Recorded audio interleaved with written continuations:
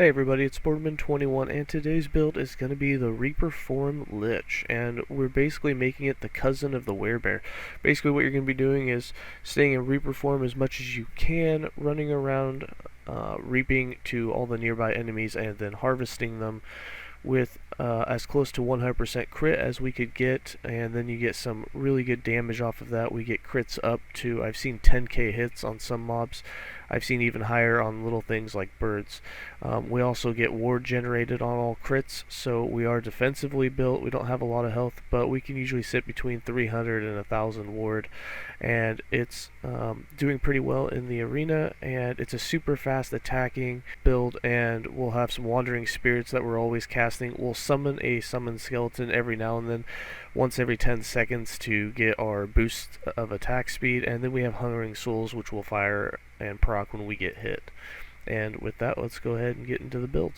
For skills, we're going to be running Reaper Form, Hungering Souls, Harvest, Summon Skeleton, and Wandering Spirits.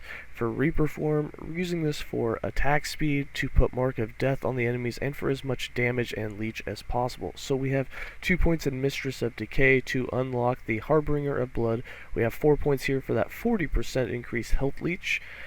And then we have 1 point in Death Touch Scythe, 3 points in Haunting, so that we have a 15% chance to mark the enemies that we hit while we are in Reaper form. We have 1 point in Soul for a Soul for 20% increased damage, 4 points in Reaper's Curse for a 100% increased damage, and a 100% increased crit chance. 2 points in Death Comes Quickly, so unlock 3 points in Rapid Destruction for the 30% increased attack speed.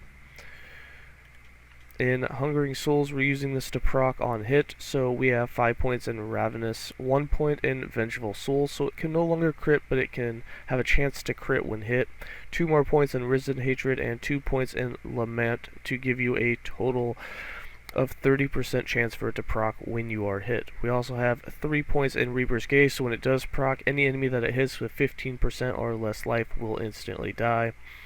1 point in Grave Bond for some hit damage, 5 points in Inspired Hunger for some global increased damage over time, which for us isn't really a big deal, and 1 point in Risen Symmetry for a chance of extra projectiles. For Harvest, your main skill that you will be using, we have 2 points in Finality just to unlock the Skull Shards node, which we have 5 points in, which whenever you get 6 stacks of skulls, your next harvest hit will have 300% more damage. This is huge, and I'm pretty sure it's multiplicative with other damage sources. We have 1 point in Mine Harvest for some ward gain on hit, 6 points in Symbol of the Lost for 78% increased damage to marked enemies, 3 points in Spectral Windstone for 9% more base crit chance, and 3 points in Learned Weakness for some more increased crit chance.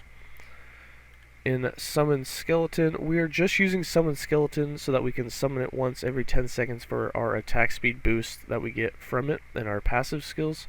It really doesn't matter what you do with it, we just put 20 points randomly around. We have 5 points in Unholy Rage, 1 point in Lone Guardian, 1 point in Mightier Than the Sword, 1 point in Marrow Walkers, 5 points in Necrotic Conviction, 5 points in Marrow Tap, 1 point in Hollow Walkers, and 1 point in Dead Felix. And then for Wandering Spirits, these guys will just do a little bit of extra damage, something that can insta-cast while you're going around and killing stuff. We have 5 points in Thin Veil, 4 points in Lingering Souls, 3 points in Spirit Swarm, 2 points in Souls of Rage, 1 point in Spectral Putrescence, 3 points in Soul of Filth, and 2 points in Spectral Scorn. Basically the point was to summon as many of them as possible and hope that their little poison damage will do some decent damage along with your harvest while you're in Reaper. For items, our two-handed weapon, which is the most important, we want the highest amount of base crit chance that you can get, and with this melee weapon we have 20% melee critical strike base chance, along with 5% passively that every character comes with, and the 9% that you get on Harvest itself puts you at a 34% base chance.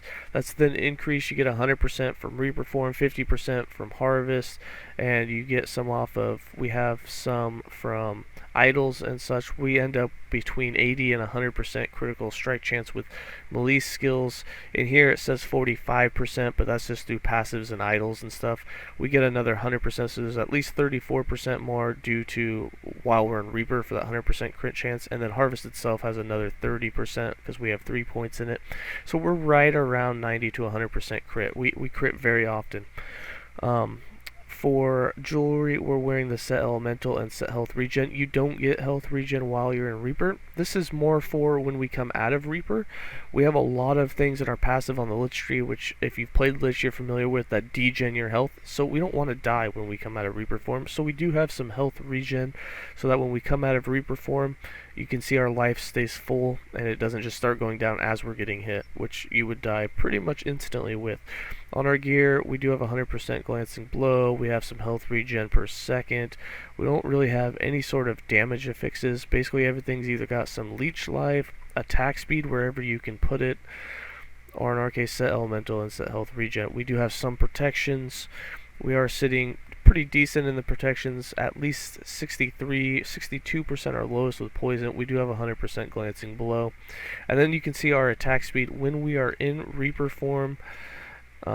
We're sitting at 119% boost, and then when we summon a skeleton, we get that final boost. We have 139% melee attack speed boost, which is just huge for a two-handed weapon. We attack very, very fast. For passives, in the Acolyte base class, we have 8 points in Forbidden Knowledge, 1 point in Blood Aura, 8 points in Stolen Vitality, 5 points in Dark Rituals. This is the one that gives minion attack speed and minion cast speed. It also applies to the player for 10 seconds if you use a minion skill. Now, Wandering Spirits used to count as a minion skill. It no longer does, so in this case we did Summon Skeleton. You can do Golem or any other sort of one, but they're expensive, and Summon Skeleton was just cheap, so we went with it. And we have 5 points in Crimson Gluttony and 5 points in Putrid Demise. 0 points in Necromancer and 80 points in the Lich. We have 8 points in Crippling Insight, 5 points in Grasp of Fate, 3 points in Wrathbringer, 8 points in Bed of Souls, 8 points in Unclosing Wounds, 5 points in Deathbringer, 3 points in Dark Ground, which gives you that ward on critical strike, 5 points on Clairvoyant Insight for that crit multiplier, 10 points in Necrotic Energy for some necrotic damage, which is melee damage, which is applied to Harvest, 3 points in Exilor of Death, 8 points in Ageless Aseptic, 5 points in Soul Mal, and 9 points in Mind over Body. With that, I'm just going to go ahead and get into some gameplay. Basically, stay in Reaper form as much as you can. If you come out of Reaper form, run around until you can get back in it.